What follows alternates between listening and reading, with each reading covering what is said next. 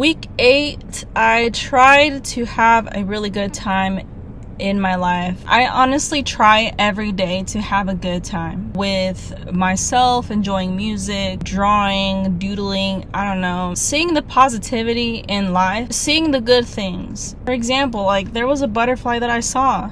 A black butterfly with yellow dots. When I saw 333 a while ago. Week 8 is titled Recovering a Sense of Strength. Boy, did I have to find the strength that entire week. Management at work has just that I faked my injury, but I didn't. My back still hurts, and I have not received physical therapy. The useless safety team from Amazon did not put in my claim number on the date of the injury. My injury was on the 9th of July, and they put it until the 23rd or the 22nd. I complained, like, you guys are supposed to do your job. Like, I'm over here in pain, and I'm waiting for a phone call from physical therapy, and then they go, well, it takes a couple of weeks to get it approved. It's taken weeks to approve because you guys didn't put it on the 9th, on the date of the injury. So now I have to wait more time to get physical therapy if I'm approved. They want to put the blame on me. The whole week 8, it was painful. I literally don't feel supported anywhere. Not at home, not in my music dreams. And I literally got backstabbed by someone who I truly loved, and that one was the most painful one. Like, I can tolerate the physical pain. I can tolerate cuts on my skin. I can tolerate dog bites. This is the most current one, besides the one where I got ghosted 2 years ago. That one hurt. And I'm not gonna sit here and deny that I'm okay with it. I'm still not okay with it, but imagine trying to make someone smile when you see them, because they light up your day. You give them flowers, you give them stuff so that they can feel good. We all have bad days, right? And I made the mistake of being open to a person like that. I just know I'm more in pain here than I am in my back right now. Right now, I'm still with my lumbar pain. UTI, I'm bleeding. There's pee in my blood. It's almost like I'm on my period, but I'm not. My lumbar sprain. Today in the morning, my mom asked me, do you have any problems that I can help you with, that I can guide you? I didn't say anything. I just went back to my room, because every time that I share something with my mom that happened to me at work, if something happened to me at school, she would tell me immediately what I did wrong, putting more of the blame on me than explaining to me, like, these people, some people are not healed or whatnot. No, she goes straight into me and tells me what I did was wrong. I did my morning pages for week 9. I wrote about how I got bullied in school. I was not encouraged enough by my parents to continue playing the piano, and they encouraged me more to pursue their academic dreams or their wishes for me to do what they couldn't do. I stopped playing piano in high school because I just kept getting nagged by teachers around me. Like, if you study good enough, you'll get a good paying job. I studied business administration. Tell me I'm trying to find a job as an accountant, I ain't finding nothing. No one's calling back. So I feel like at this point, I'm just gonna follow my dreams. Like, I know I just finished business administration, but I'm going back to college and I'm gonna go pursue music, because that's what I love. Music is it's my lifeline. I cannot leave it alone. I can't be left alone. Music is in me. The music is in me. And I get so teary-eyed because I get so emotional, because music is my dream. It's like what I yearn to do. To work at a job where you're constantly like nagged on by your managers, you're trying to make it through the shift without hurting, gulping down antibiotics and like gulping down medicine, muscle relaxers, and you're still expected to be like presentable. I just don't understand it. Literally the whole week 8, I was on muscle relaxers. I'm not on mental health medications because I want to feel the music and the spiritual side of it. Music just fills my spirit, and to get backstabbed at work by someone who I truly loved, it pains me more than the lumbar injury. And then I'm still not talking to my dad because he is evil. Today I got mad at my mom because she dismissed me by saying that I told her I wanted encouraging words as a child for you to tell me to continue music, and she said nah. She just like dismissed me. I'm just gonna like go ahead and like not feel bad that you're gonna be alone in the house while I'm in school. But I'm also trying not to feel guilt as a daughter. It says, if artistic creations are our brain children, artistic losses are our miscarriages. All artists must learn the art of surviving loss. Loss of hope, loss of faith, loss of money, loss of self-belief. And I've tried to find the good things throughout the week, so I'll just share some so I can feel a little happy for once. During week 8, I did a spiritual bath. The bag came in a transparent bag and it had lots of herbs, and the guy told me how I should do it. I feel like I have a lot of people against me, and all I've really done is mind my business. Oh wow, hold on. It says, congratulations, you have an open offer for an internal transfer for Flex, which is what I need. I need this Flex shift from Amazon because I need to still work for them while I'm attending college so that they can pay for it, because I'm gonna take advantage of them because they're taking advantage of me. For what? Oh my god, it's the shift I want. Oh my god, it's yay! It is what I want. Oh gosh. Yay! I got it. Oh, well, I don't got it yet. And I never did because HR said, psych. We never meant to have that position created, so we cannot give it to you. And I was like, I bet. But everything's cool. Everything's good right now. I guess it's chef's kiss because I'm not at work often. I'm pursuing my passions. Stay updated. Thank you, God. I'm so happy. Thank you, God. Yay. Thanks, God. You a real G. That's awesome. Oh my god, everything is working out for me perfectly. Everything's working out for me. I'm so delighted. I cannot believe. Oh my gosh. For week 8, I read Psalms 109. I think I already said that. But I read Psalms 109, 91, 55, and 35 because I really need people to leave me alone. And I wrote on the bottom, God always comes through, and he does, for you and for me. I planned to speak Spanish for week 8, but I'm a little shy. So I'm gonna say, for week 8, it's recuperando un sentido de la fuerza, recovering a sense of strength. I wrote, it is important to surround yourself with people who respect you and treat you well. I now know that I cannot trust a certain person. For me, recovering a sense of strength and talking about survival, I was surviving management. The person who I thought I could trust betrayed me. The pain in my lower back, just trying to get through the workday and not thinking about what people have done to me, and just being thankful of the music that I listen to. And I feel so safe listening to her music. Underlined, teachers, editors, mentors are often authority figures or parent figures for a young artist. There's a sacred trust inherent in the bond between teacher and student. This trust, when violated, has the impact of a parental violation. What we are talking about here is emotional incest. That's a weird way to put it, Miss Cameron, but I understand it. Highlighted the part where it says, gain disguised as loss is a potent artist's tool. To acquire it, simply brutally ask, how can this loss serve me? Where does it point my work? The answers will surprise and liberate you. The trick is to metabolize pain as energy. The key to doing that is to know, to trust, and to act as if a silver lining exists if you are only willing to look at the work differently or to walk through a different door, one that you may have balked. What I can think of, gain disguised as loss. What I did gain from now me disconnecting myself from this connection, what I thought was a loss really made me think of a song that I had written the other day.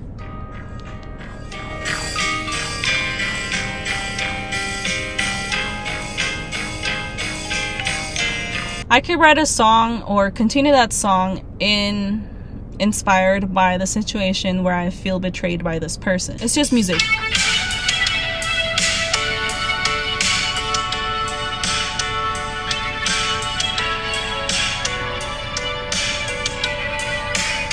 And there's other songs that I've made. They're just the audio files because I like to listen to the, like, I would say a rough draft. I'm just that of an emotional person. Like, if you change departments and I feel like I'm not gonna see you, I'm going to feel the way that the song sounds. Yeah, like, I just went through a mental health breakdown, and this is the song that I came up with after all of that happened. But this is the song. Ooh.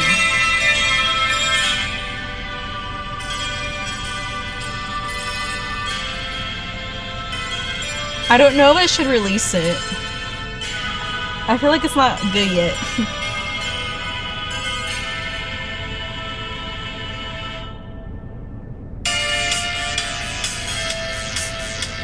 I'm just gonna fast forward to the good part.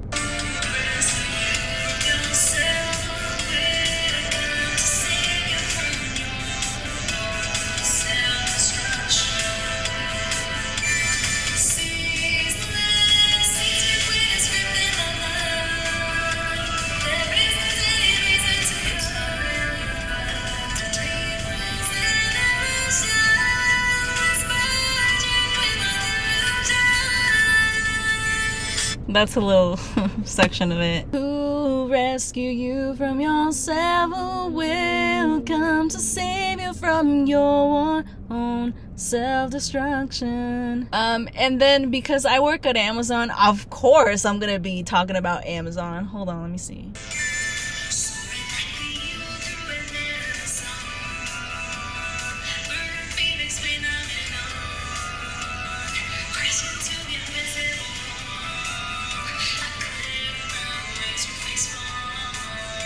It's been 2 years since I've worked on it. I'm being genuine with this because when I say I had a mental health breakdown, my anxiety manifested itself as physical pain. My legs were numb. My hands were constantly shaking. I had intrusive thoughts. I didn't realize that at that time that I'm bipolar. One of the doctors in PhD who I saw earlier this year, he said I have bipolar disorder. Him telling me that, I didn't see it as like, oh, you've got to stop certain things in your life because you now found this out. No, I just took it as, oh, well, dang, I knew it all along.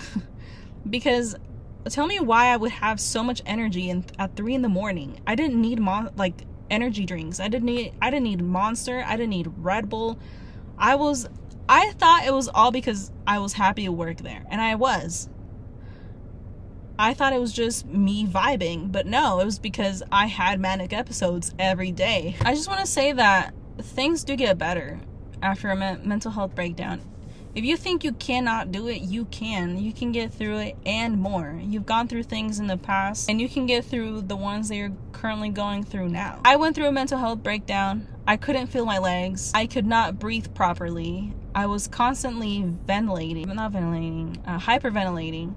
Dude, I don't know what was wrong with me. I got off topic so much in the video, so I apologize. I ventured into talking about my mental health, so I will now touch on week 8 during week 12 because that happened.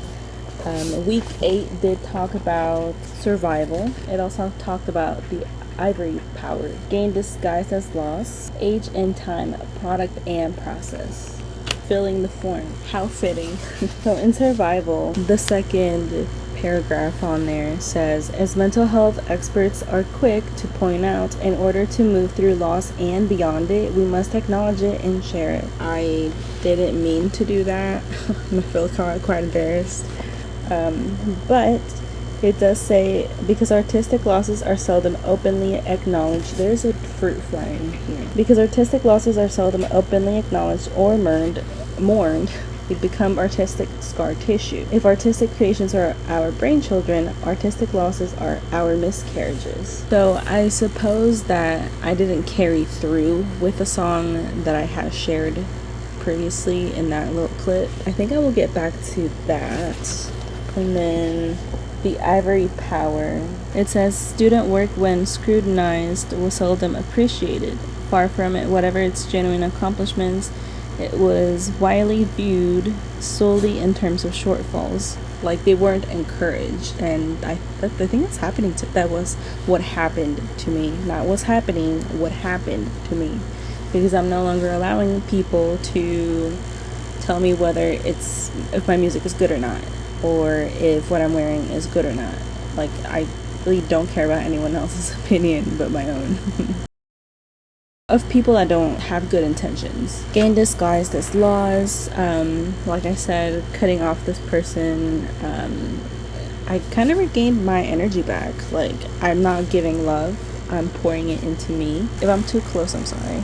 In week 8, it also talks about age and time, product and process, and it starts out the section with a question and an answer. The question is, do you know how old I'll be by the time I learn to play the piano? And the answer is, the same age you will be if you don't. That happened to me when going back to college. Like, I kept thinking, okay, if I'm 24 now or 26, I would be 28 if I finish it. But now to me, it really doesn't matter anymore. Right now, it doesn't matter because I finished it. When I enrolled back in college, but for music, because I had graduated in business administration, went back to college. I'm now back in college, by the way. I'm pursuing music. When I enrolled, I thought, well, if I start now at 28, my associates, if I start the program at age 28, then I will be done by either 30 or 32. But my mind kept going, hold up. To me, right now, it doesn't matter at what age I finish the associates in music. I just want to perform. I just want to learn as much as I can about music, because music is so important to me. I don't know why I'm so obsessed with it, why I'm so obsessed with music, but I love it. I love music. My hands shake when I think about playing the piano. My throat dries up at the thought of singing. This book also talks about filling the form. In the book, it says filling the form. What does Julia Cameron mean by filling the form? It says, she means taking the next small step instead of skipping ahead to a large one, for which you may not yet be prepared. I feel like I will perform in bigger venues if I really put my mind to it and continue performing live. I feel like being in college right now and studying the music from people who actually know what they're talking about. I think for me, in my life, I think it's better for me to go to college and learn music through college from people who know what they're doing, because it will prepare me for the bigger things. And I am believing in that right now. Like, this is preparing me for a better opportunity. People see college as such a big hurdle, and it is, but you must go through, I don't know why the song came in right now in my mind, but the song Imagination by Miss Laura Branigan from Flashdance, she sings, you've got to walk right through the fire, it will not burn you, and the ones who may, hold on, the song Imagination by Miss Laura Branigan, I just heard it in my mind, in my brain as I'm talking. It's like a radio signal, like the tower signal it talks about in the book. But the lyrics are, you've got to walk right through the fire, it will not burn you, and the ones who may laugh all their life won't make it to just burn away.